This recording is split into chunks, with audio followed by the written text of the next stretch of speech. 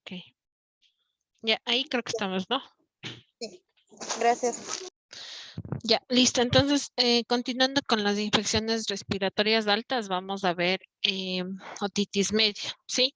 Entonces, la otitis media es una inflamación aguda del oído medio que de causa infecciosa, ¿no? Entonces, ¿en qué se va a dividir las infecciones del oído? En otitis media aguda, que es una inflamación del oído medio acompañada de síntomas de infección aguda, ¿sí? La otitis media crónica con efusión es la existencia de fusión timpánica indolora sin compromiso inflamatorio de la membrana timpánica o con el tímpano intacto. Y la otitis media crónica supurativa, ¿sí? Que es una supuración intermitente del oído medio con afectación ya del tímpano que puede estar ya perforado, ¿no? Dentro de las otitis media aguda, el 75% de los episodios, principalmente el grupo etario afectado es entre los 6 meses a 18 meses de edad, ¿sí? ¿Por qué causan este grupo etario este tipo de infecciones? Debido a una inmadurez del sistema inmunológico en los lactantes, ¿sí? A su vez, nosotros tenemos la trompa de Eustaquio, que es un poco más corta, recta, abierta y horizontal que en los adultos. Entonces, eso provoca que las infecciones a nivel de la vía respiratoria alta, hay una conexión con esta trompa de Eustaquio y permite que las bacterias asciendan hacia el oído, ¿sí? Y es una mayor incidencia en los niños y en los meses fríos, ¿no? Entonces aquí tenemos la disposición, ¿no? De lo que nos hablaba, ¿no? La disposición de la trompa de Eustaquio, en donde nos decía que es más corta, recta, abierta y horizontal, que permite que haya un paso de las bacterias hacia el oído, ¿no? Como ustedes pueden observar, la del adulto es un poco más larga, elevada, ¿sí? Y no tiene tanta predisposición para las infecciones. En cambio, la del bebé, si ustedes ven, tiene una mayor predisposición para que por esta trompa de Eustaquio asciendan las bacterias hacia el oído, ¿no? Provoque eh, una complicación y una infección mayor de un simple resfrío o alguna otra patología de vía respiratoria alta. Entonces, ¿qué vamos a hacer? ¿Qué vamos a tener en una otitis media? Hay una disfunción de la trompa de Eustaquio, se produce una obstrucción de la trompa de Eustaquio desarrollándose una presión negativa en la caja timpánica, lo que permite y facilita que las bacterias obviamente provoquen la infección a nivel del oído y existe una transudación del líquido, ¿no? ¿Cuáles son los factores predisponentes para este tipo de infecciones? Principalmente mencionan que la alimentación que se da con biberón en posición supina, ¿no? Esto permite que obviamente haya una predisposición para la infección, un paladar hendido, la asistencia a las guarderías y también que los pacientes estén expuestos a los padres fumadores y que es una mayor incidencia de esta patología, ¿no? La etiología dentro de estas infecciones, los principales agentes causales más frecuentes son las bacterias, obviamente. Existe Me permiten un ratito que estoy esperando una llamada. Espérenme un momentito, por favor.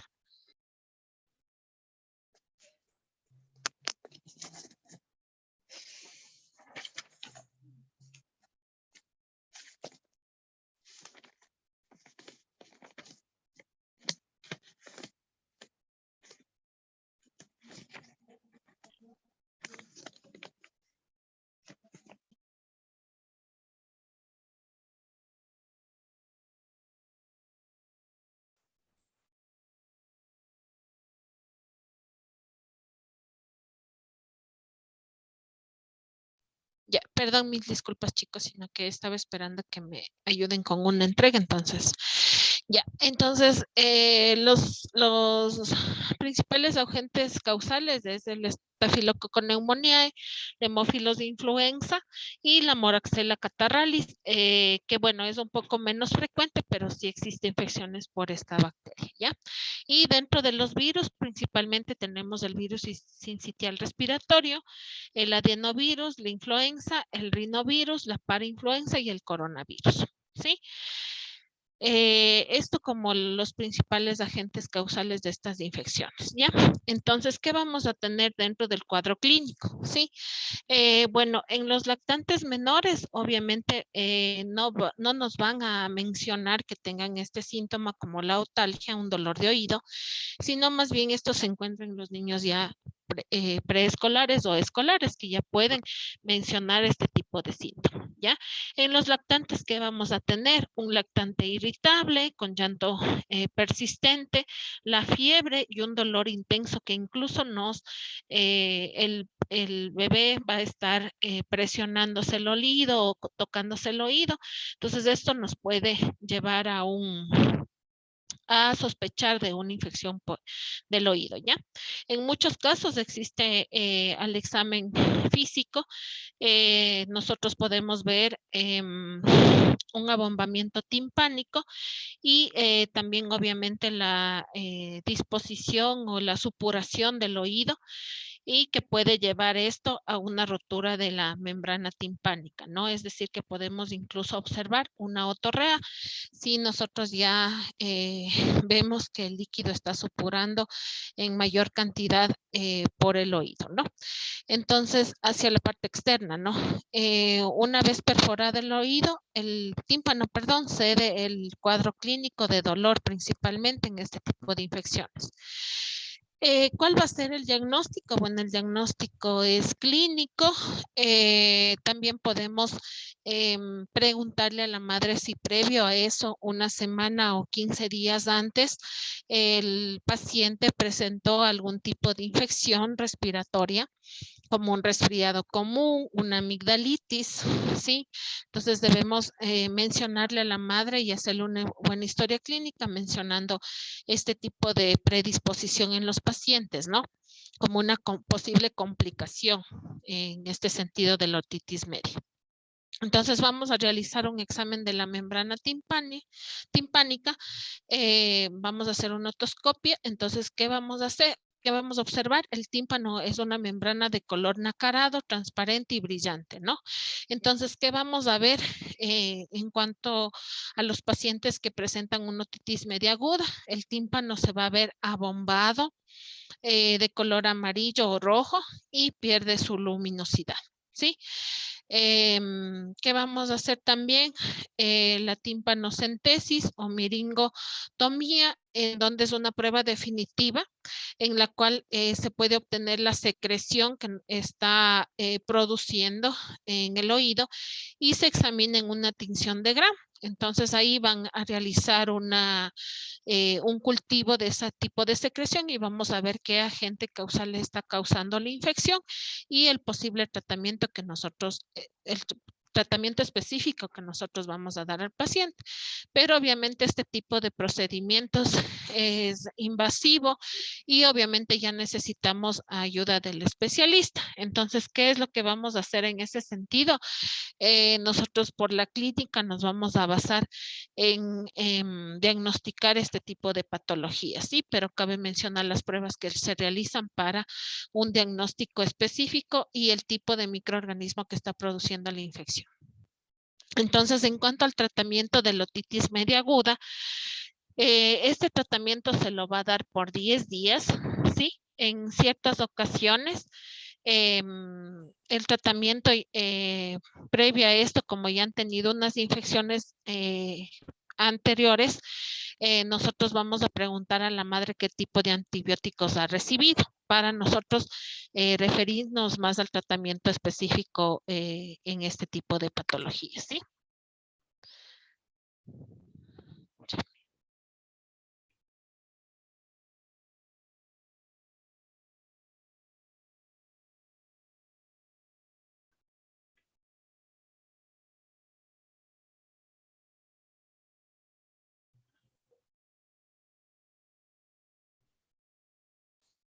Ya, perdón chicos. Entonces, bueno, si nosotros sabemos que es el tratamiento específico en este tipo de infecciones, vamos a tener que podemos dar la amoxicilina.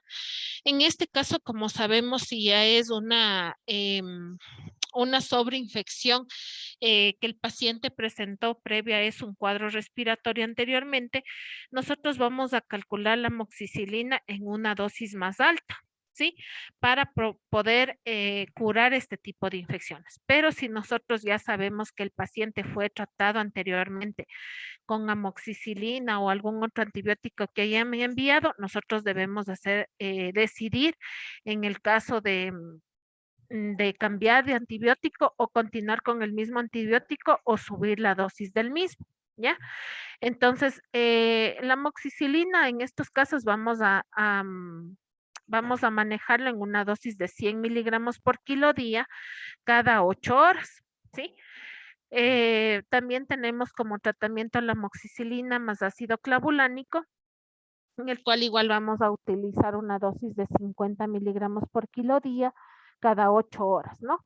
De cierta forma aquí nos indica el tratamiento por 10 días, pero hay casos en los cuales nosotros ya tenemos una infección como una otitis media, otitis crónica, en el cual nos indica que incluso el tratamiento puede ser hasta 15 días, ¿no? Dependiendo del tratamiento que el paciente ya haya recibido anteriormente.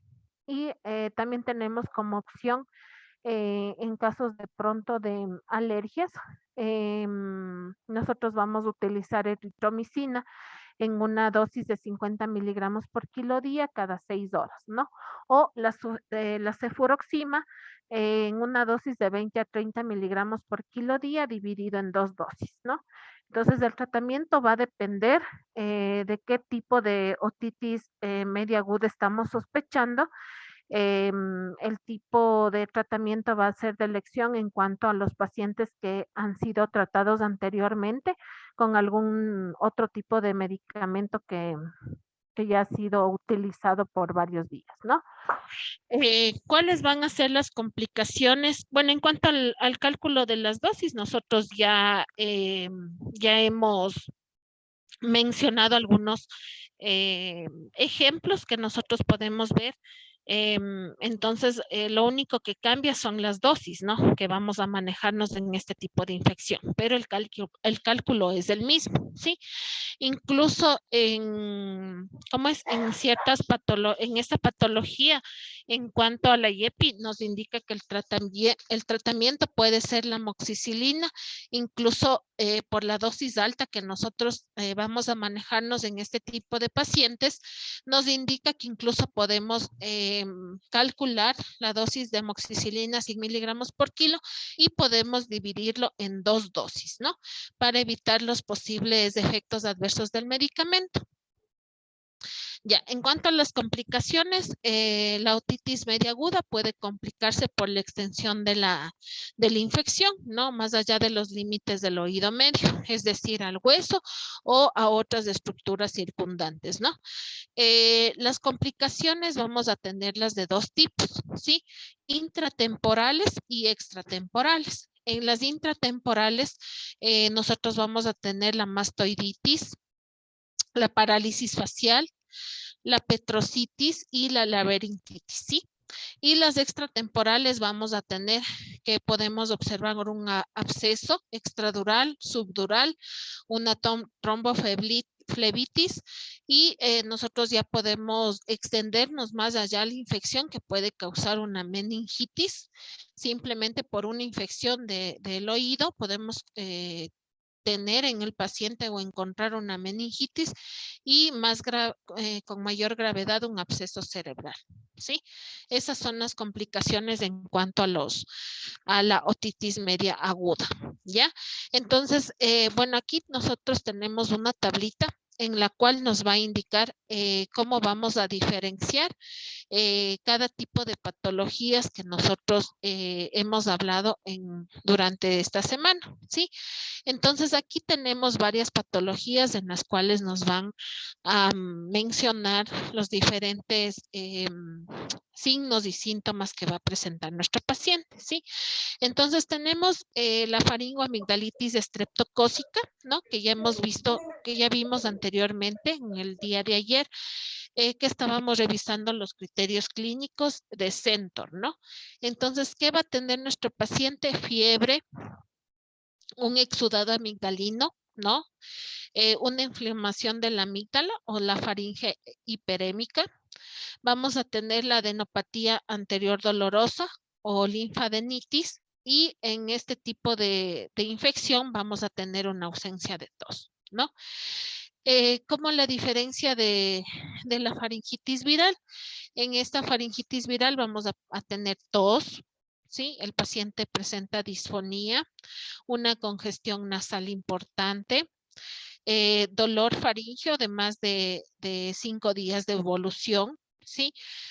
Vamos a tener, en vez de de el exudado que nosotros presentamos en la faringoamigdalitis, vamos a tener la disposición de vesículas o aftas a nivel de la orofaringe, ¿no? La faringitis viral se la relaciona con una herpangina, ¿no? Entonces ahí vemos las vesículas que se presentan, ¿ya?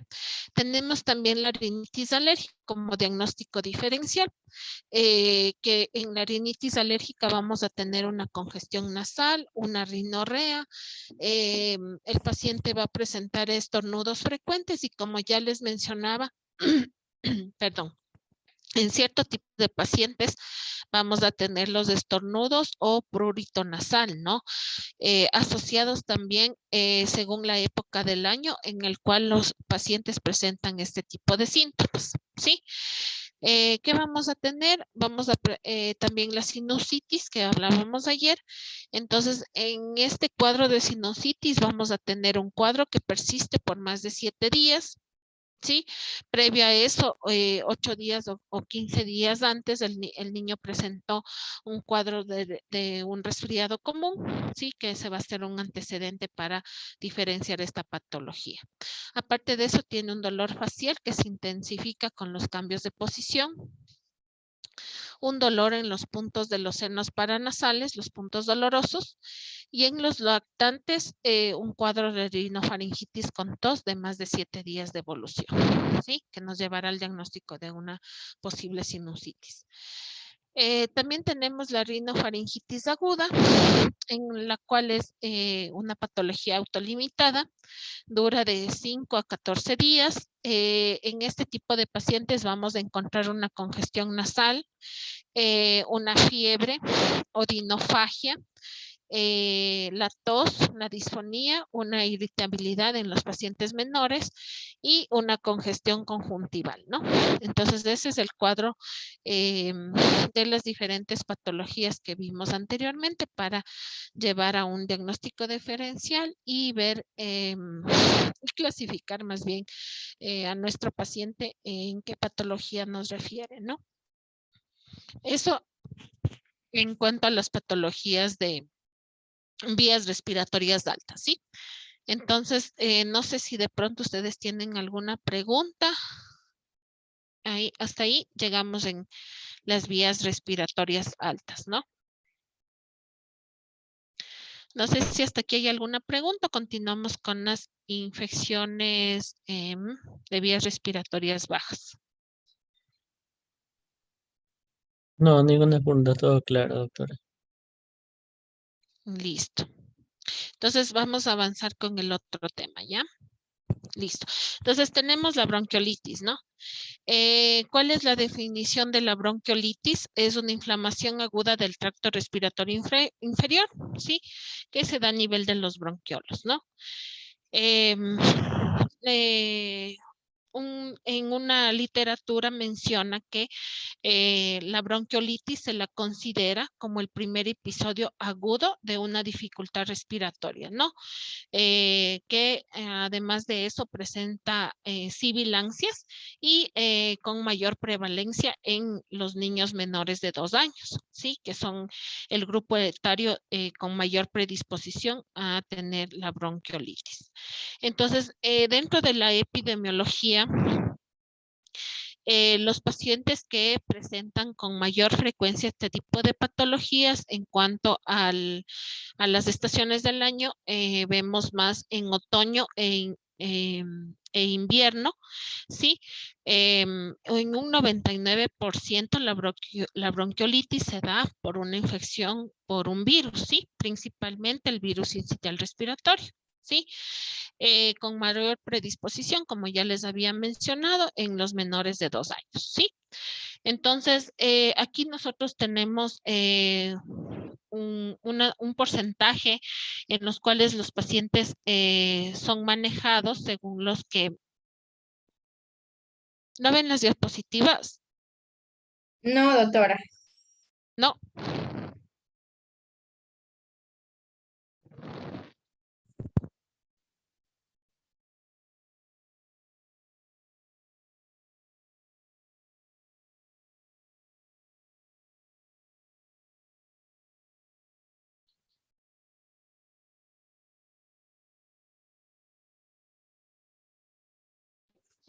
Ya, ahí sí pueden observar.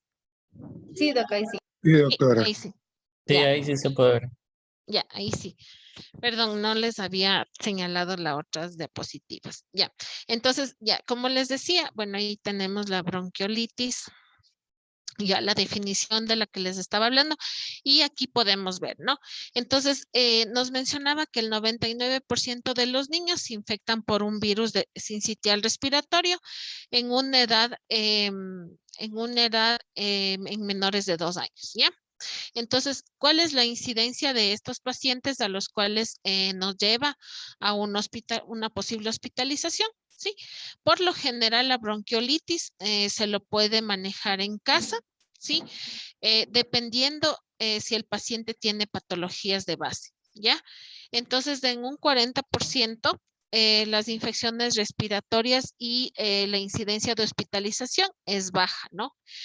De un 3 a 10%, los pacientes tienen que ser hospitalizados, ¿sí? Tienen un manejo intrahospitalario, y el 1% de los pacientes lleva una mortalidad de este tipo de patología, ¿sí?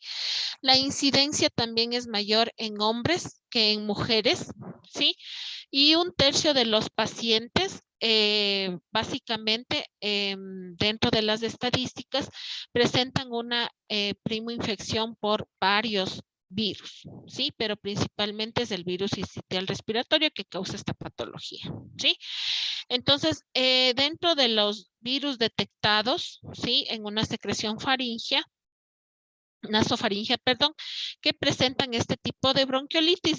Existe un estudio en el que realizaron, ¿no?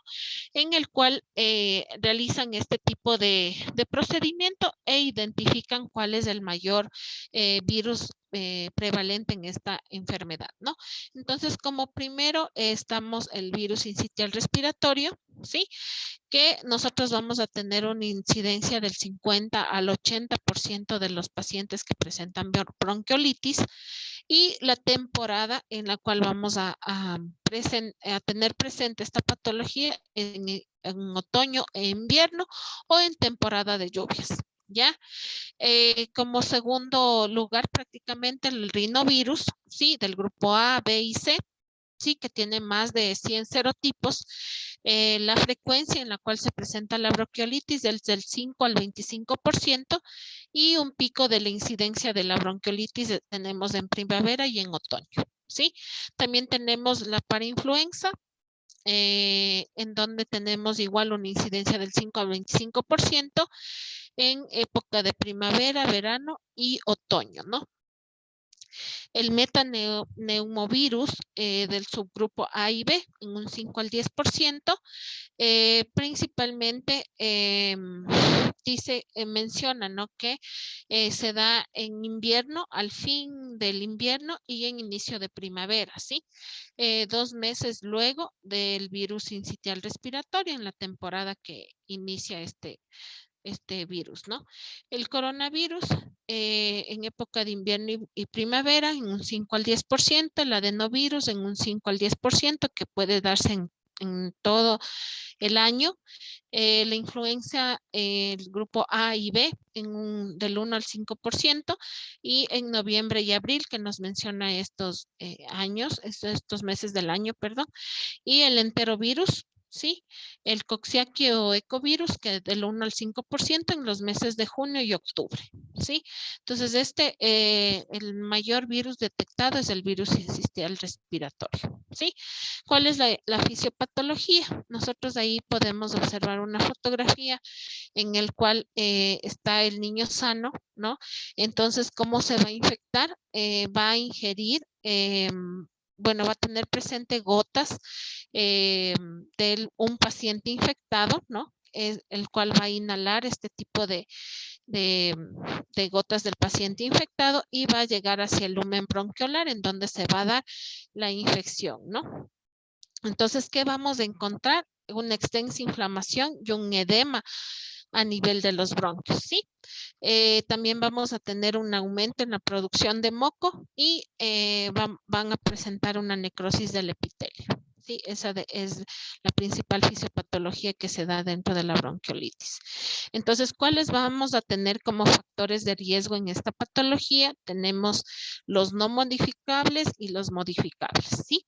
Entonces, los no modificables son pacientes en la edad de menos de 12 meses, ¿sí? Que tiene una mayor incidencia. Va a ser el sexo masculino con mayor frecuencia de infección de este tipo de patologías, ¿sí? Los hermanos en edad escolar, ¿sí? Que básicamente ellos van a ser los que van a llevar el virus y contagiar a sus hermanos, ¿sí? Un recién nacido pretérmino o prematuro, sí, que es un factor de riesgo. La enfermedad pulmonar crónica, si el paciente tiene como enfermedad de base la enfermedad pulmonar crónica, si tiene una cardiopatía congénita, va a tener mayor predisposición a esta patología. Y enfermedades neurológicas, ¿no? Tenemos los pacientes que tienen una parálisis cerebral infantil, en donde van a tener mayor predisposición a este tipo de patologías. Y los modificables, obviamente, si es que nosotros tenemos a un padre fumador, nosotros vamos a evitar que el niño se exponga al humo del tabaco, ¿sí? Los factores socioeconómicos, ¿sí? Un posible hacinamiento del paciente y los niveles bajos de vitamina D, que sería una protección para el niño, ¿no? Eso como factores de riesgo. ¿Cuál es el curso clínico del paciente? Sí, entonces nosotros nos dan el cuadro clínico que en este tipo de patología tiene una duración promedio de más o menos 2 semanas. ¿Sí? Y un 10 al 20% de los pacientes se extiende hasta las 3 semanas. ¿Sí?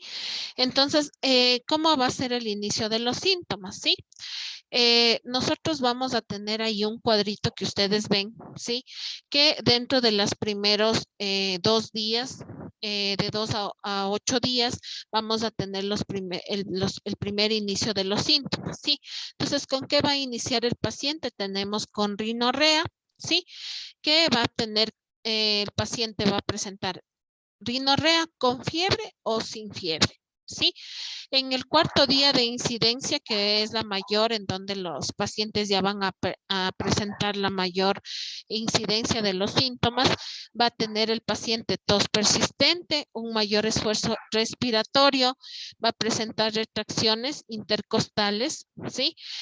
Vamos a ver el uso de los músculos accesorios, ¿sí?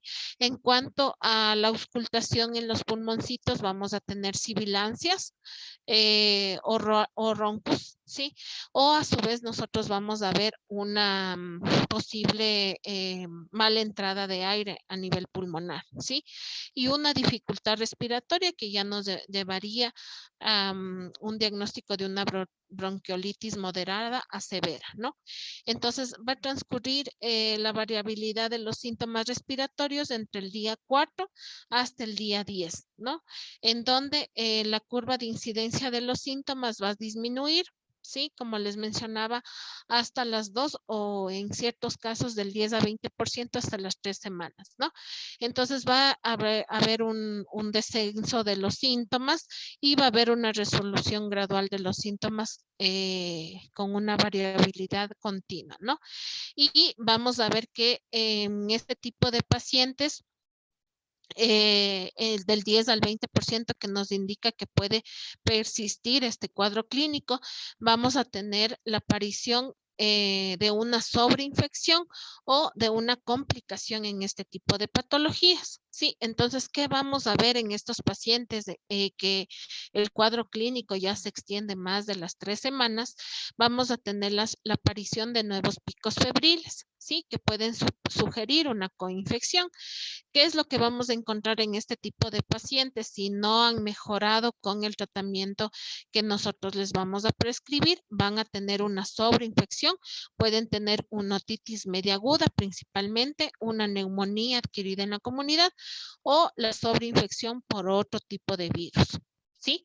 Entonces, eso nos indica el cuadro clínico o el curso clínico que tiene esta patología. ¿Sí? Entonces, dentro de estos pacientes que nos vienen con este tipo de patología, nosotros vamos a tener ciertos criterios. Uno, el de hospitalización, ¿sí? Entonces, ¿cuáles son los criterios de hospitalización en estos pacientes? Son pacientes menores de 3 meses, ¿sí? Porque van a tener un riesgo de una apnea o un distrés respiratorio severo, ¿sí? Que va a llevar al paciente a incluso ser manejado en una unidad de cuidados intensivos, ¿ya? Vamos a tener el distrés respiratorio, ¿sí? Una apnea. Si el paciente nosotros presenta taquipnea, ¿sí? Bueno, ahí está mayor de 70 respiraciones por minuto, pero dependiendo la edad del paciente, que ya más adelante si tengo un cuadrito para que ustedes vean según el grupo etario cuál es la frecuencia respiratoria normal en los pacientes, ¿ya? Entonces, vamos a tener también que el paciente presente una saturación de oxígeno menor a 92% y que este tipo de pacientes van a requerir oxigenoterapia, ¿ya?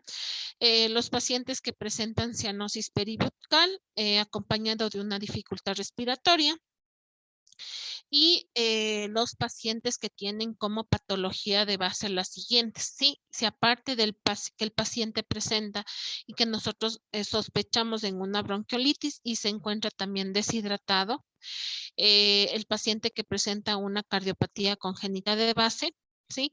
Si tiene una enfermedad pulmonar crónica, ¿sí? En especial los pacientes que tienen fibrosis quística, una inmunodeficiencia, en especial los pacientes que presentan desnutrición, ¿sí?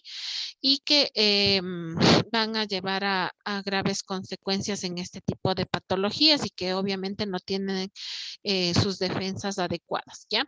Y el factor social, ¿sí? Si nosotros vemos que es una madre que tiene un mal manejo del paciente y que sabemos que no va a poder ser manejado en casa, ¿sí? Con las medidas que nosotros le vamos a acompañar a esta patología, entonces nosotros tenemos ese criterio de hospitalización, ¿sí?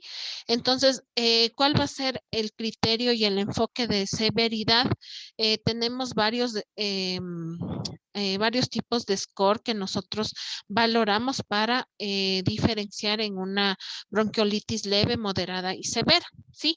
Entonces, dentro de los síntomas tenemos la conducta, la frecuencia respiratoria, el uso de los músculos accesorios, la saturación de oxígeno, los episodios de apnea y la alimentación, ¿sí?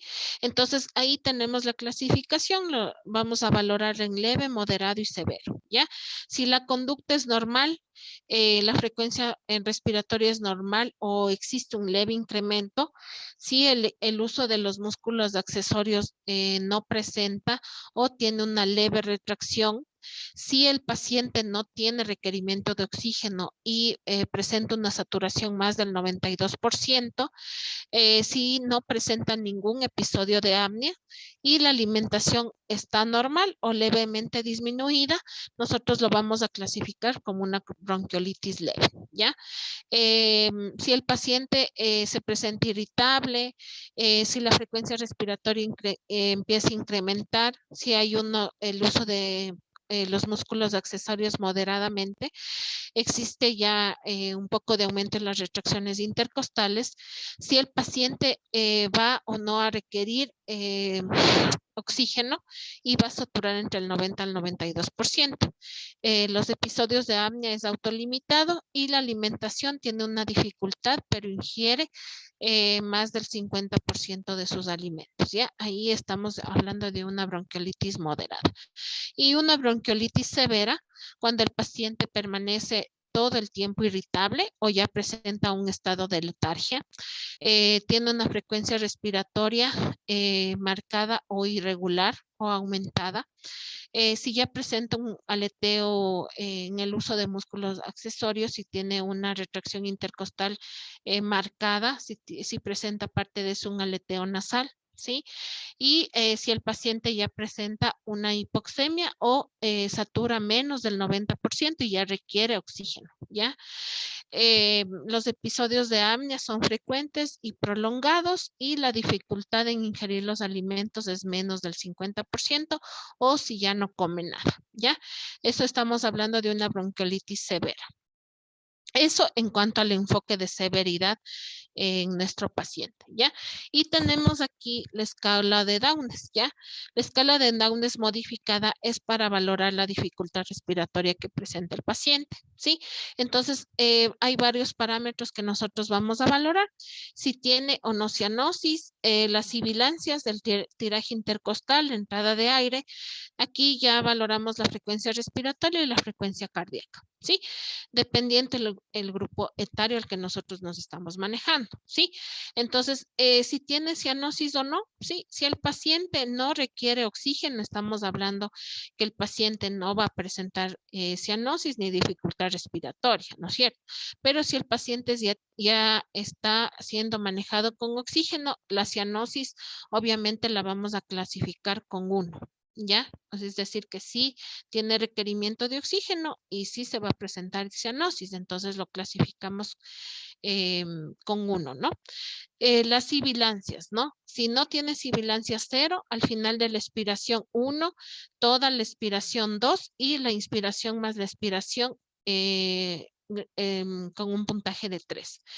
En el tiraje intercostal, si no tiene tiraje 0, si es subcostal o intercostal 1, si el tiraje avanza más allá y tiene tiraje subcostal, intercostal, supraclavicular y aparte de eso tiene un aleteo nasal, vamos a colocar 2. Y si aparte de todos los tirajes anteriores presenta el supraesternal, nosotros vamos a poner un puntaje de 3. Y la entrada de aire, ¿no? Si es buena, 0. Si es regular o simétrica, 1. Muy disminuido o simétrica, 2. Y si es silente, ¿no? Si nosotros escuchamos un pulmón y es silente, tiene una mala entrada de aire muy disminuida, el murmullo vesicular, vamos a clasificarlo en un puntaje de 3, ¿ya? La frecuencia respiratoria menor a 30, entre 31 a 45, 1, en el 2, 46 a 62 y mayor de 63, dependiendo del grupo etario, ¿no? Pero como principalmente nosotros sabemos que este tipo de patologías lo presentan pacientes menores de 2 años, entonces debemos saber el valor normal de la frecuencia respiratoria, ¿verdad? En la frecuencia cardíaca menor a 120, 0, mayor a 120, 1, ¿sí? Entonces, ¿cómo vamos a clasificarlo? Si el paciente tiene menos o igual a 3 como puntaje, estamos hablando de una bronquiolitis leve. Si el paciente tiene un puntaje de 4 a 7 como una bronquiolitis moderada y de 8 a 14 como una bronquiolitis grave, ¿sí? Que incluso estos pacientes ya necesitan ser intubados y manejo de ventilación mecánica, ¿sí? Entonces, ¿cuál va a ser el diagnóstico? Bueno, el diagnóstico en esta patología es clínico, ¿sí?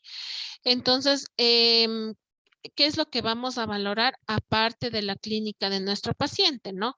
Que ya hemos visto el tipo de del score que vamos a valorar, ¿no? Aparte de eso, nosotros vamos a realizar radiografía de tórax, ¿sí? Dentro de la recomendación, no está recomendado de forma rutinaria una radiografía de tórax, ¿sí?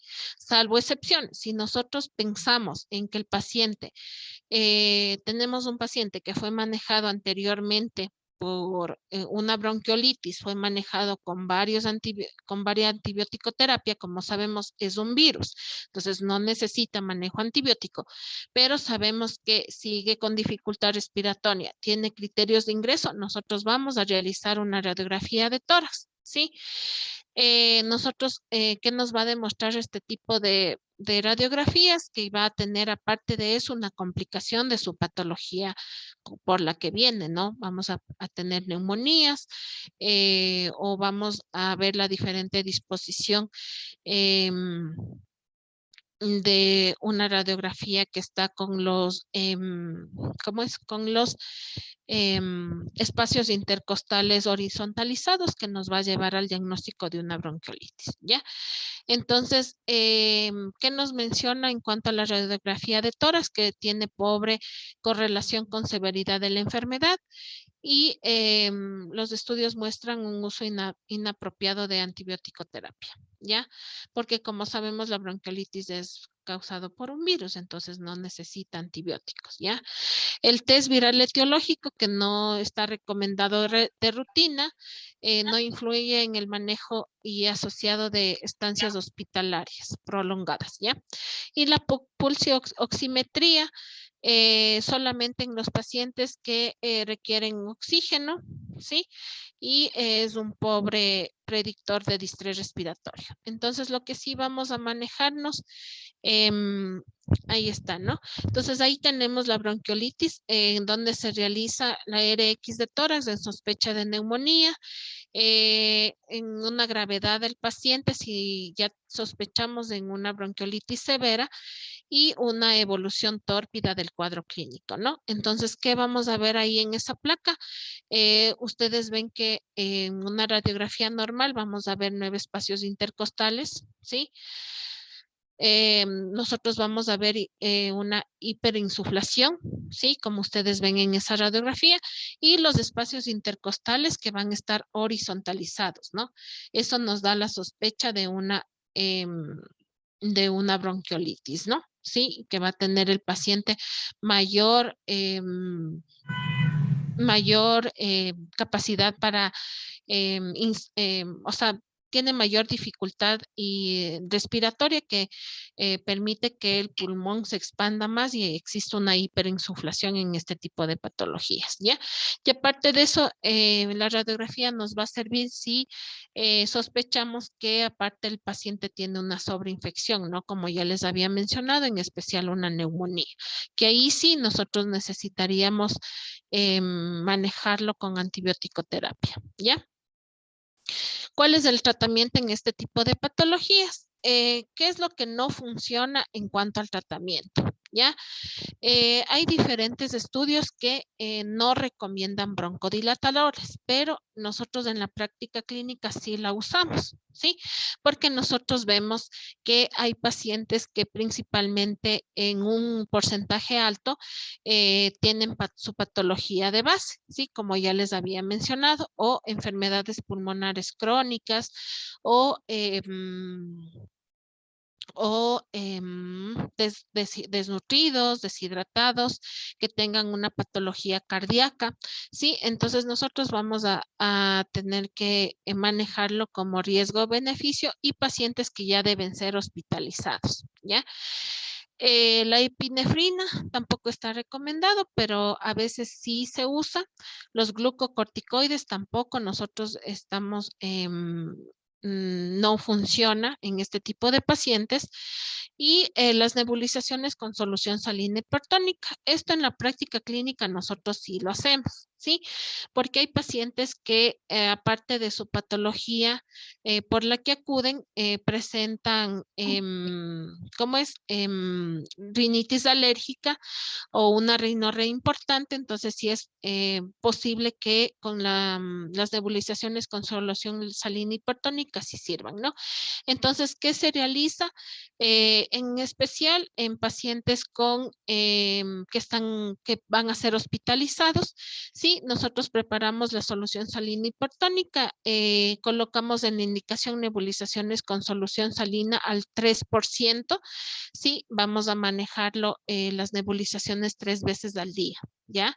En los pacientes que lo requieran o a su vez, si nosotros indicamos lavados nasales con solución salina y que aparte de los lavados no funciona, ahí nosotros intervenimos con unas nebulizaciones, ¿ya? El oxígeno suplementario que sí se utiliza, sí, pero en pacientes que manejan una saturación menor del 92%. La fisioterapia respiratoria no está recomendada en este tipo de pacientes, ¿sí? Porque podemos causar que exista una mayor obstrucción o inflamación de la vía respiratoria, entonces no recomendamos. Y obviamente los antibióticos no están recomendados en este tipo de patologías, porque obviamente el principal agente causal es el virus sincitial respiratorio, ¿ya? ¿Cuál es el tratamiento que nos funciona? Las medidas generales que nosotros vamos a tener en este tipo de pacientes, ¿ya? Como la nutrición e hidratación. Entonces, pacientes con distrés respiratorios que deben ser hospitalizados, sí, y que obviamente van a presentar una dificultad respiratoria y no van a poder alimentarse adecuadamente, sí, porque ya vimos los diferentes score que nosotros manejamos para este tipo de patologías. Obviamente nosotros en estos pacientes van a manejarlos van a ser manejados intrahospitalariamente, ¿no es cierto? Según el grado de bronquiolitis que presenta. Entonces, ¿cuál va a ser el manejo? Una hidratación intravenosa, ¿sí? Por vía intravenosa o nasogástrica y una nutrición adecuada, ¿no? Nosotros vamos a ir vigilando según el tipo de dificultad respiratoria que ellos presentan y que obviamente en el grupo etario que ya hemos hablado, que son menores de 2 años, obviamente van a tener que alimentarse por medio del seno materno, pero siempre vigilando todos los signos vitales que presenta el paciente y que si puede o no tolerar líquidos o alimentos, ¿ya? Eso es importante en estos niños. La succión nasal, como ya les había mencionado, que nosotros podemos indicar los lavados nasales, ¿sí? Indicarlo también previo a la alimentación que van a tener los pacientes, ¿sí? Porque nosotros, si no limpiamos bien la naricita, los pacientes van a estar con esa dificultad respiratoria y no van a poder comer, ¿no? Entonces podemos indicar al paciente lavados nasales, ¿sí? Bueno, dentro de la hidratación me olvidaba mencionarles que por vía intravenosa nosotros como este paciente no va a comer, ¿sí? Y como son muy pequeñitos en los cuales tenemos se presenta la bronquiolitis, nosotros vamos a manejarnos con una hidratación de dextrosa, ¿sí? De dextrosa en agua, más sodio y potasio para evitar posibles hipoglicemias en estos pacientes. Ya, esa es la hidratación intravenosa que nosotros vamos a utilizar. También tenemos el aporte de oxígeno en los pacientes que lo necesitan, ¿sí? Y nosotros manejamos una oxigenoterapia adecuada, en especial para mejorar el intercambio gaseoso en estos pacientes y disminuir la necesidad de intubación, ¿no? Porque hemos tenido casos que, por ejemplo, los pacientes ingresan con una bronquiolitis moderada, sí, pero no, al no ser manejados adecuadamente, podemos estar hablando de una bronquiolitis severa y que estando hospitalizados van a requerir intubación, ¿sí? Entonces, en esto debemos tener precaución y manejar bien este tipo de pacientes. Y bueno, en ciertos casos se necesita CPAP, mejora la ventilación y la oxigenación y disminuye la necesidad de una, ¿cómo es? De una ventilación mecánica, ¿ya? ¿Qué más tenemos? Bueno, aquí el tratamiento, si nosotros manejamos una bronquiolitis leve, que los pacientes pueden ser manejados en el domicilio, nosotros tenemos ciertas medidas de soporte y que nosotros debemos indicarle a la madre cuándo regresar a nuestra casa de salud, ¿sí? Entonces, ¿qué le vamos a mencionar a la madre? La posición semi incorporada, ¿sí? A 30 grados, en los cuales vamos a describir a la madre cómo vamos a dar la alimentación a los niños, ¿sí? Entonces, pacientes semi incorporados o sentados, ¿no? Tenemos que darle bien la técnica de lactancia materna, hablarle una lactancia materna adecuada. Los lavados nasales con suero fisiológico y aspiración de secreciones, ¿sí? Eso tenemos que indicarle a la madre cómo debe hacer los lavados nasales, ¿sí? Cómo tomar la jeringuilla, cómo realizarle, en qué posición debemos realizarle los lavados nasales. Todo eso debemos de explicarle a la mamá antes de mandarle con el alta, ¿sí? Las tomas de manera fraccionada en cuanto a la alimentación, ¿sí? Que no debemos estarle, porque va a tener una leve dificultad respiratoria el paciente, entonces va a tener que comer más tomas al día en menor cantidad, ¿ya?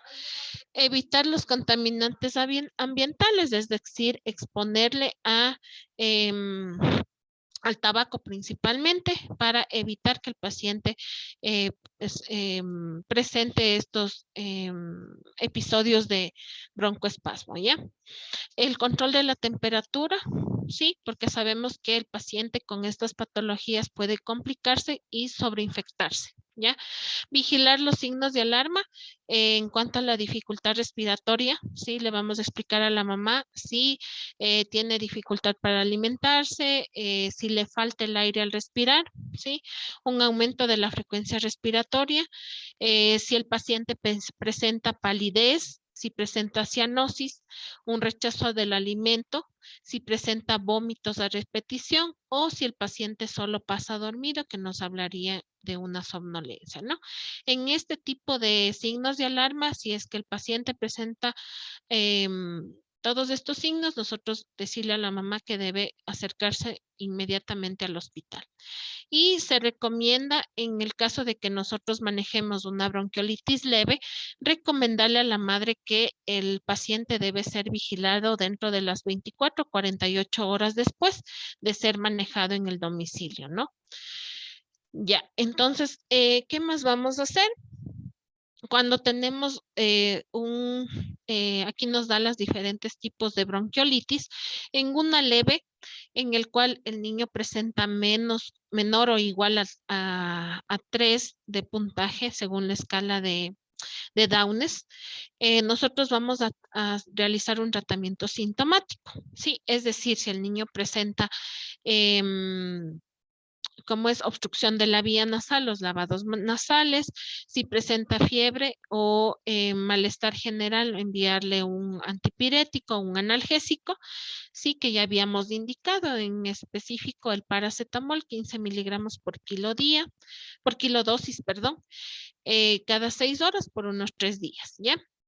Y nosotros vamos a indicarle cómo administrar el salbutamol. Sí, los broncodilatadores que en este tipo de patologías están indicados y nosotros debemos de explicarle cómo manejar la inhalocámara. Sí, entonces vamos a explicarle, vamos a enseñarle cómo administrar el salbutamol. Indica según la literatura que vamos a tener 2 pulsaciones de salbutamol, ¿sí? Por inhalocámara cada 4 horas, ¿sí?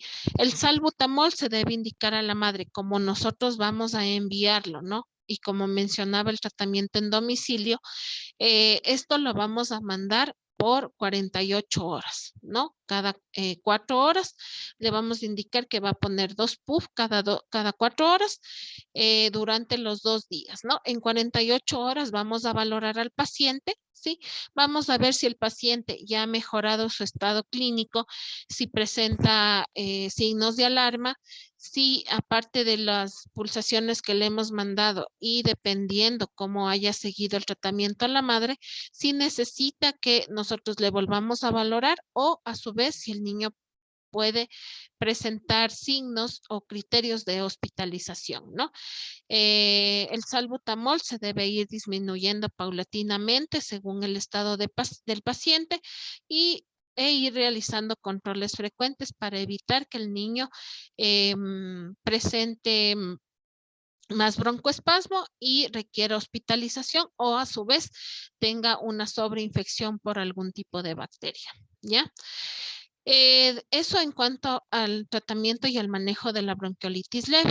Sí, cuando nosotros tenemos presente una bronquiolitis moderada o grave, sí, con un porcentaje mayor o igual a 4, sí. Entonces, nosotros, ¿qué debemos hacer? Estos pacientes deben ser manejados intrahospitalariamente. ¿Qué vamos a mantener? El oxígeno, sí, con una saturación mayor del 93% que nos indica.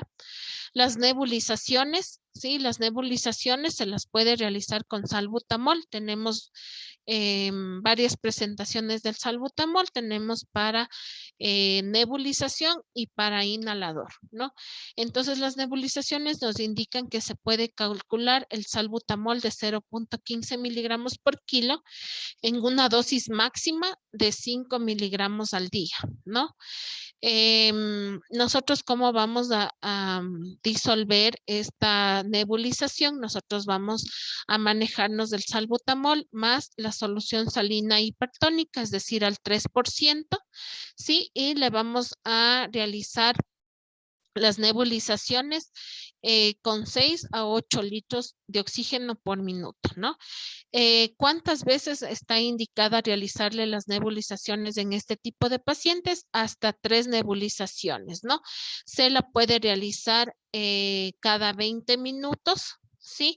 O dependiendo del estado del paciente. Si nosotros vemos que con una nebulización el paciente se encuentra mejor, ya no tiene mucha dificultad respiratoria, nosotros podemos cumplir las 3 o a su vez con una sola nebulización y agregarle el salbutamol ya en pulverizaciones, ¿no?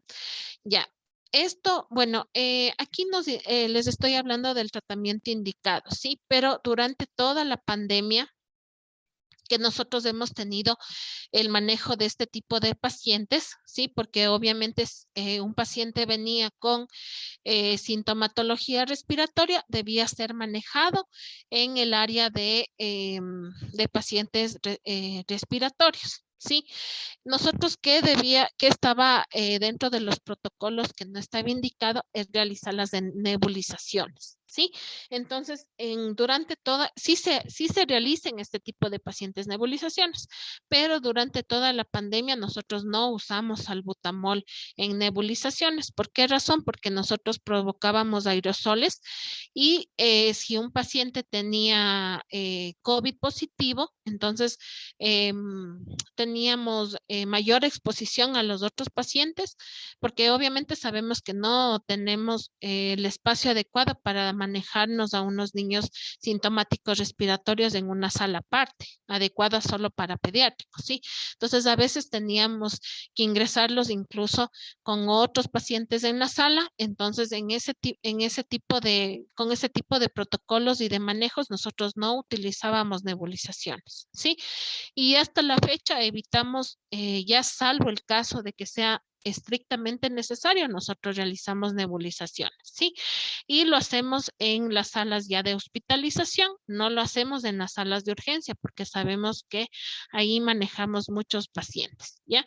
Entonces, lo que sí hacíamos está indicadas las nebulizaciones, pero en estos casos nosotros utilizamos las pulverizaciones de salbutamol, ¿sí? Entonces, dependiendo del estado de paciente, nosotros iniciamos con una dosis de salbutamol En pulverizaciones, 2 pulverizaciones cada 4 horas, ¿no? Esto dependiendo, nosotros vamos valorando el paciente todos los días y vamos viendo si el paciente ha mejorado su, más que todo su entrada de aire a nivel pulmonar, ¿sí? Si en el caso de que nosotros vemos 24, 48 horas después, nosotros vamos bajando la dosis del medicamento y vamos manejando 2 pulverizaciones cada 6 horas, luego cada 8 horas y cuando ya el paciente sale con el alta, mandamos el salbutamol cada 8 horas durante una semana y mandamos al control por consulta externa, ¿sí? Para ir retirando paulatinamente el salbutamol.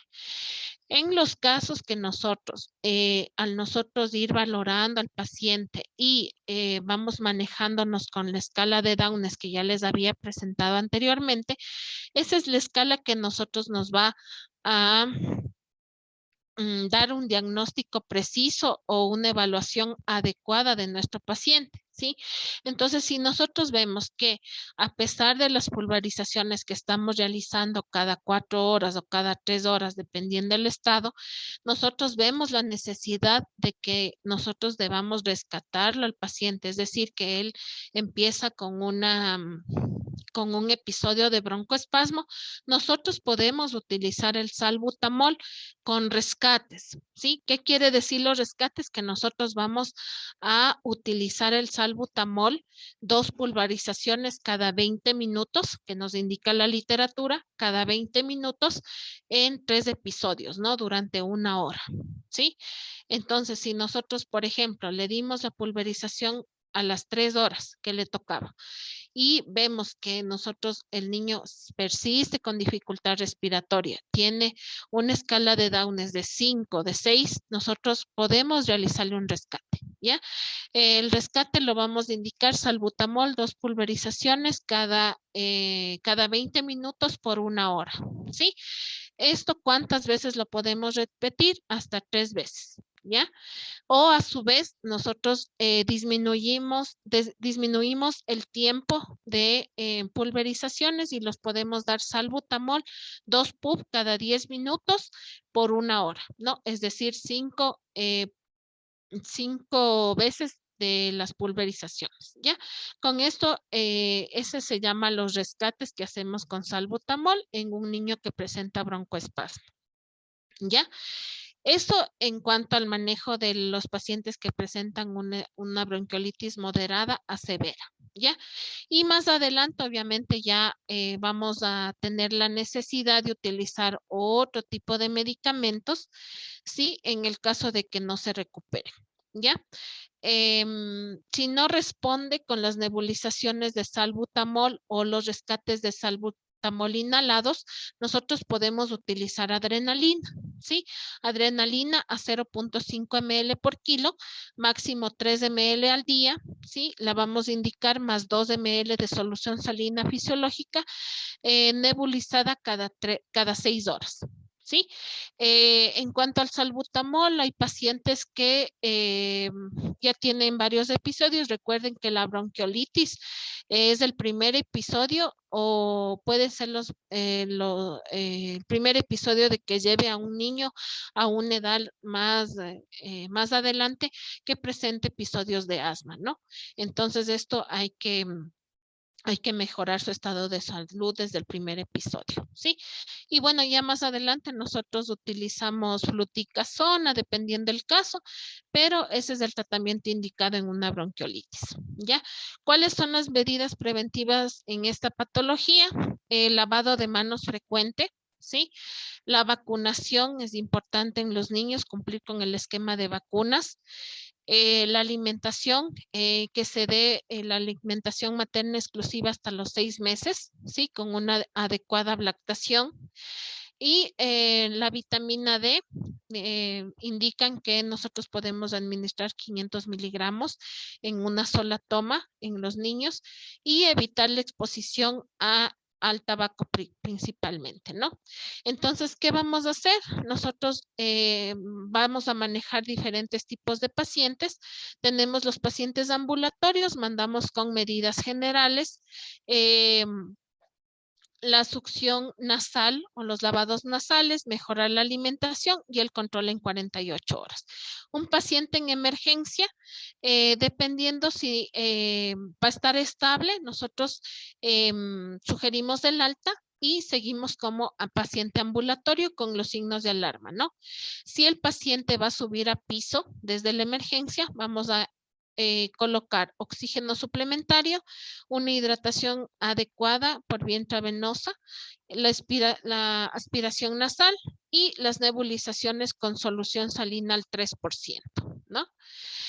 Eso en cuanto a la bronquiolitis. No sé si tienen alguna pregunta, alguna duda en cuanto a esta patología. ¿Entendieron lo de la aplicación del salbutamol? No sé si me hice explicar. Buenas tardes. Una preguntita. ¿Solo en la bronquiolitis podemos usar las nebulizaciones de salbutamol o a veces adrenalina? ¿O también se puede utilizar lo que es el bromuro de hipatropio? Y si también es aplicable en otras enfermedades esa combinación. Ya, eso te mencionaba. Depende qué tipo de pacientes nosotros manejamos, ¿sí? Según la escala de los broncodilatadores que nosotros utilizamos y que sí hemos tenido experiencia, nosotros vamos primero con el salbutamol, ¿sí? Si el niño, incluso hemos utilizado salbutamol cada 3 horas, que es lo indicado, porque ¿qué pasa con el salbutamol? ¿Cuáles son los efectos adversos del salbutamol? El salbutamol provoca taquicardia, ¿ya? Entonces, eso nosotros no podemos exponer al paciente que produzca otro tipo de patología, ¿sí? Entonces, nosotros vamos subiendo la escala. Si con el salbutamol a las 48 horas del paciente no mejora, podemos agregar. Como segundo médicamente indicado en este tipo de patologías es el bromuro de hipatropio, ¿ya? El bromuro de hipatropio se utiliza 2 puff igual cada 6 o cada 8 horas, ¿sí? O a su vez se combina, ¿sí? Primero colocamos el salbutamol a las 3 horas y a las siguientes 3 horas el bromuro de hipatropio, ¿sí? Con esa combinación, si el paciente no mejora, subimos la escala, ¿ya? Porque sabemos que el salbutamol es un broncodilatador de rescate, ¿ya? Y según el paciente que nosotros estamos vigilando, tenemos que ir subiendo, ¿ya? Si con el salbutamol y el bromuro de hipatropio no mejora y aparte el paciente presenta alguna enfermedad pulmonar congénita o crónica, nosotros podemos utilizar fluticasona, ¿sí? El salbutamol y el bromuro de hipatropio puede ser combinado como ya te mencioné. Subimos la escala fluticasona, 2 PUF, ¿sí? Dependiendo la edad utilizamos fluticasona de 125 microgramos o de 250 microgramos. ¿Cómo le vamos a administrar? 2 pulverizaciones, 1 o 2 pulverizaciones dependiendo la edad del paciente cada 12 horas. ¿Sí? Que se va a hacer ya no de rescate, sino un inhalador que va a tener un tiempo prolongado de duración, ¿sí? Vamos con la fluticasona. Y en ciertos casos que sí hemos tenido pacientes, pero como te digo, la bronquiolitis es en una edad que se maneja en menores de 2 años, que es mayor prevalencia. Pero tenemos pacientes que tienen ya 5, 6 años y que ya tienen previo a eso un asma, ¿sí? Y que también vienen con broncoespasmo. Nosotros ya nos vamos, incluso hemos utilizado en esos pacientes sulfato de zinc. Sulfato de magnesio, perdón. Sulfato de magnesio. Pero, ¿qué sucede con este sulfato de magnesio? El paciente ya tiene salbutamol, bromuro de hipatropio, tiene fluticasona y aparte de eso no mejora su pulmón, ¿sí? Es un pulmón silente con una mala entrada de aire y aparte de eso se agrega otro tipo de patología de base, nosotros ya utilizamos el sulfato de magnesio. Pero ¿qué sucede con eso? Que el paciente debe ser monitorizado, ¿sí? O a su vez ya manejado en unidad de cuidados intensivos, ¿sí? Entonces, ese tipo de pacientes nosotros ya lo valoramos y vemos la posibilidad, como nosotros nos encontramos en un nivel 2, nosotros ya decidimos la referencia a tercer nivel, ¿no? Porque este tipo de pacientes nosotros también ya debemos descartar incluso que tenga algún cuerpo extraño que tal vez no se evidencia en radiografías de tórax, ¿no? Y que ya necesita broncoscopía, ¿sí? Para verificar que no exista un cuerpo extraño a nivel de los bronquios, ¿no? Que sí hemos tenido el caso que en una ocasión fue una paciente, me parecía que tenía 3 años, que igual ya, como es, utilizamos ya todas las medidas que nos indica la literatura y no mejoraba, incluso fue referida a tercer nivel, hicimos el seguimiento de esa paciente y había tenido, y que bueno, en la historia clínica la mamá nunca mencionó, porque ustedes recuerden que, y siempre decimos eso, que nosotros en pediatría nos manejamos con las mentiras de los padres y a veces en la historia clínica no nos dicen todo. Entonces en esta paciente, ella había ingerido un pedazo de globo, entonces se había localizado a nivel del bronquio.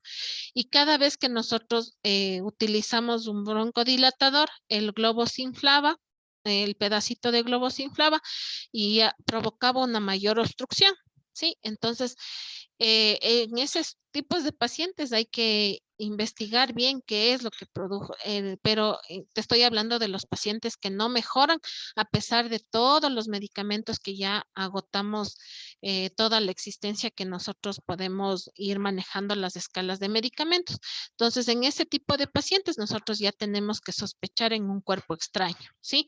O, por ejemplo, hay pacientes que se tragan esas pilas de reloj, por ejemplo, entonces se va hacia los bronquios y también tenemos un broncoespasmo importante, ¿sí? Que no puede ser una bronquiolitis y ese es uno de los diagnósticos diferenciales principales, ¿no? Un cuerpo extraño, ¿sí? Entonces, ¿qué es lo que nos va a diferenciar? Que el paciente tiene dificultades respiratoria, pero también presenta cialorrea, no quiere comer y obviamente el antecedente que nos va a mencionar el papá que ingirió una moneda o una pila o cualquier objeto que haya ingerido el paciente, ¿ya? Pero esa es la escala que nosotros nos vamos a manejar en cuanto a los medicamentos en este tipo de patologías. Y si ya no mejora con eso, nosotros ya debemos pensar en referirlo a un tercer nivel para que ya le vea el especialista, ¿no? Un neumólogo pediatra para que él realice los exámenes especiales y pueda descartar algún tipo de cuerpo extraño o de otra patología que presenta, ¿sí? No sé si es que un poquito te respondí a la pregunta que tú me hiciste. Sí, estuvo interesante, ayuda a acumular más. Esto, disculpe. Otra curiosidad, en lo que es área de pediatría se atienden a los niños de 13 hasta 15 años, ¿no es cierto? Y si presenta un niño así como ataque de ansiedad, como dolor torácico y a veces los papás se alteran, ¿nosotros le podemos dar alguna nebulización de salbutamol o qué podemos hacer en esos casos cuando vienen niños con problemas psicológicos, así que comienzan a presentar de la nada broncoespasmos, todas esas cosas? Tú me hablas de los pacientes H. Sí. Ya, bueno, en ese tipo de pacientes es otro el manejo, ¿no? Básicamente nos basamos dependiendo por lo cual vienen, ¿no? Sí tuvimos el caso de un niño que tenía adicción a los juegos, ¿sí? A ese Free Fire, algo así. Entonces, ese paciente llegó con todos los signos de, no tenía nada orgánico. Entonces, este tipo de pacientes son manejados de otra forma, ¿no? Básicamente ya nosotros nos basamos en un especialista como el psiquiatra y que nos recomienda más bien antidepresivos u otro tipo de porque nosotros valoramos del paciente, ¿no? Entonces él presenta con agitación, que no es lo mismo que una dificultad respiratoria, presenta agitación, incluso hubo una niña que hasta convulsionaba, ¿sí? Y nosotros en varias guardias anteriores habían utilizado diazepam para calmar sus convulsiones, pero no era eso, sino que ella llegaba a un grado de agitación tan importante que no oxigenaba bien su cerebro y provocaba convulsiones, ¿ya? Entonces, en ese tipo de pacientes, nosotros, ¿qué debemos hacer? Primero, tranquilizar a los padres, ¿sí? Tener un manejo adecuado de los signos vitales, ¿no? Porque sabemos que en una convulsión disminuyen todos los signos vitales, hay cierto tipo de alteraciones en la frecuencia respiratoria, una desaturación, ¿sí? Pero en este tipo de pacientes que presentan agitación, que provocan incluso convulsiones por su estado de psicótico. Prácticamente nosotros ya nos manejamos, monitorizamos signos vitales, vemos que está bien, que no hay ninguna alteración en estos signos vitales, entonces nosotros pasamos un placebo que nosotros decimos, ¿no? Entonces, obviamente uno ya rapidito se da cuenta que los pacientes están fingiendo. Entonces ahí ya nosotros tenemos otro tipo de manejo. Básicamente no damos, no hacemos nebulizaciones, ni a veces dicen que les colocan complejo B en la nalga. Entonces nosotros no hacemos ningún tipo de manejo de ese tipo, sino que más bien vigilamos, monitorizamos al paciente, vemos qué signos presenta y enseguida nos ayudamos del manejo psicológico o psiquiátrico en este tipo de casos. Entonces, y básicamente, bueno, no debemos confundir con ese tipo de patologías. Nosotros en pediatría sí manejamos pacientes desde los 2 meses hasta los 14 años, 11 meses, pero sí hemos tenido pacientes que nosotros manejamos más que todo por las dosis, ¿no? Tenemos pacientes con fibrosis quística, ¿sí?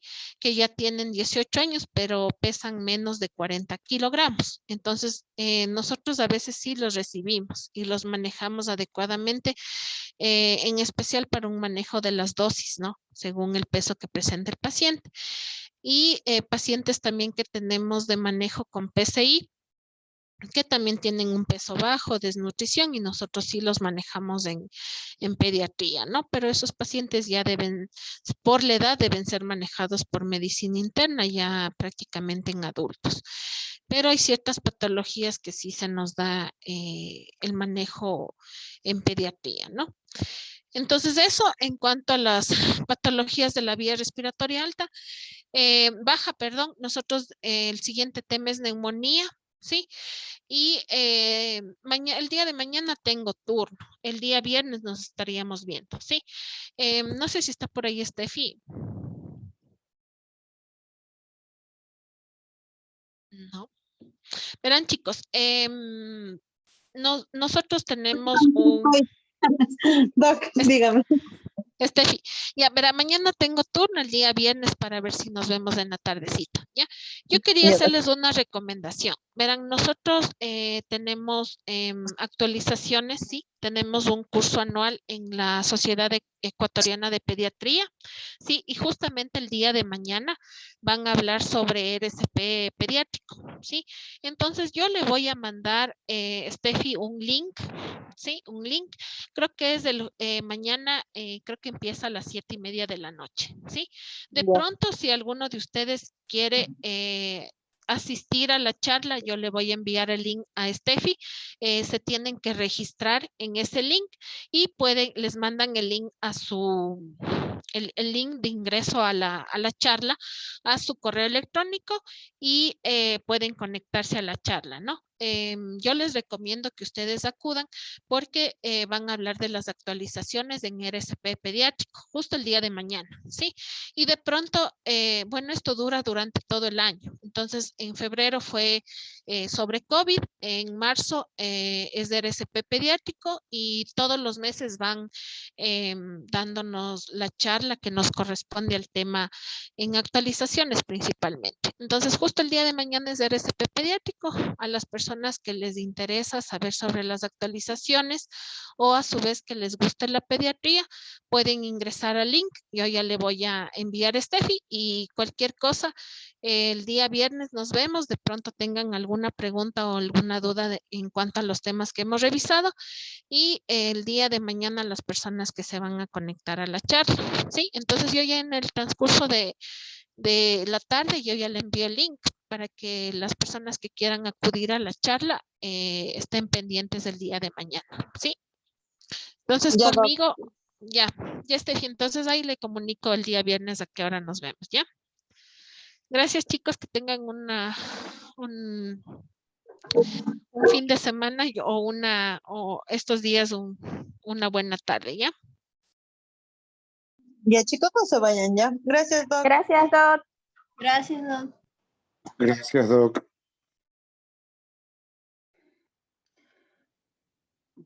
Ya pueden de grabar. Y el amigo Gonzalo, creo que era.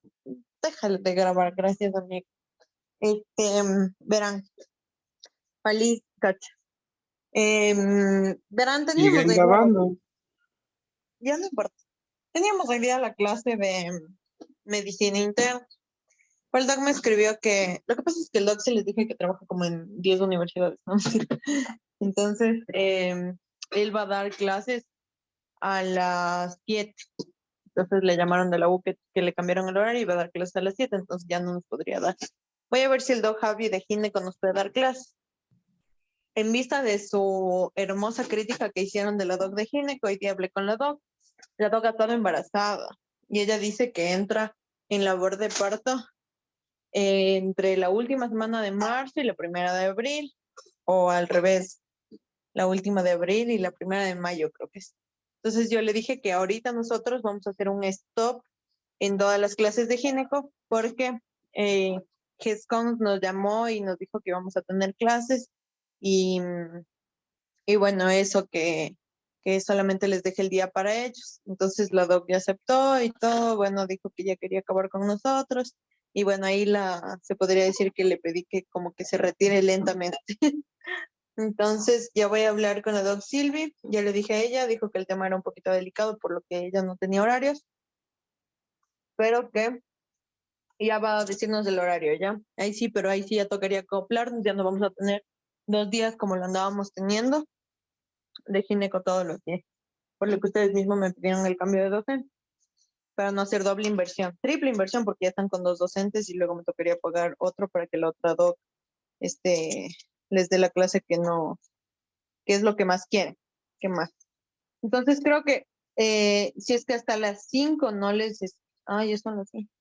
Bien. Si es que hasta las 7 no les digo nada es porque ya no vamos a tener más clases, ¿ya? Y ya les habilito el link a lo que llega a mi casa, que todavía no llego, eso de ser tipo 7 igual más o menos. Ya, chicos, no sé si quieran decir algo más, si están molestos con alguna otra clase también, o algo que quieran añadir. No. Bien, chicos. Entonces ya, nos vemos mañana, si es que ya no tenemos clases más tarde, ya les voy a reenviar antes de que...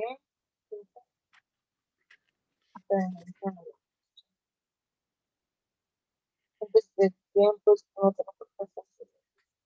No le pares a la Ginger que se le dañó el teléfono. Por eso no pudo grabar la clase. Eso que te está diciendo. Ya. Y ahorita Todo la bien. siguen grabando. Nos vamos y siguen grabando. Sí, nos vamos y siguen grabando. Oye, yo no sé qué pasó aquí. Ya no me dejan insultar, tranquilo. Ya, bueno. No sé, no. La Ginger por estar subiendo TikTok dañó su celular. No, se me dañó el teléfono, pero ya. Ya te Adiós. Quieren que le compren